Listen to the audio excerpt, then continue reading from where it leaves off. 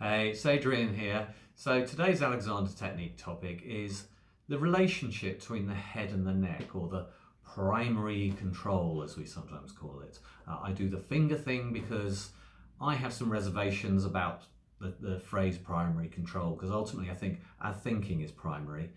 That's something Alexander wrote a lot about.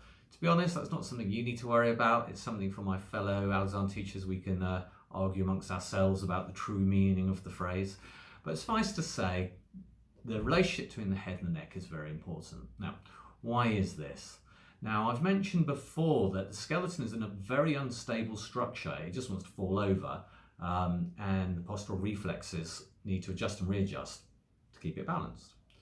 Now, you've got 5 kilograms of weight, the weight of the head at the top, on top of this unstable structure.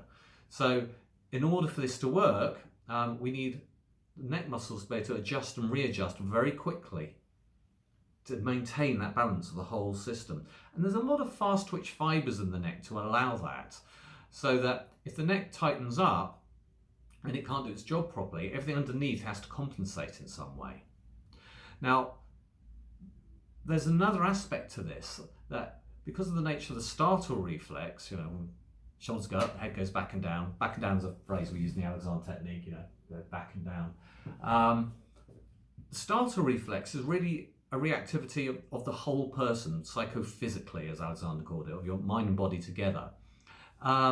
So it's a great way to be able to get into your thinking, your nervous system, to have a sense of what's the quality of your nervous system through the neck muscles and those fast twitch fibers. So if you're there minding your own business and something makes you startle slightly, you can feel that through the neck muscles very easily. Now, I'm sure if you've seen pictures of an Alexander lesson in progress, we always have, not always, but a lot, the hands around the head and the neck to support the relationship there. But it's also so that we can tell if you've reacted in some way.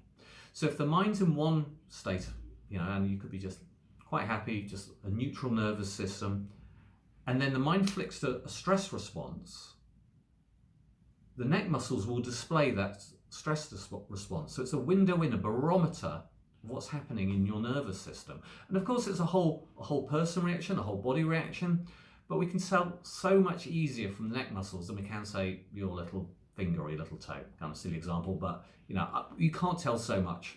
You don't get so much information through your little fingers and little toes as you do through the neck muscles. So it just makes our job as teachers easier to be able to sense that.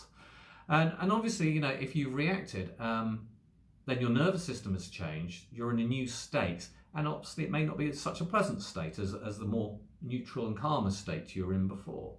And the neck muscles are, a way of being able to tell that.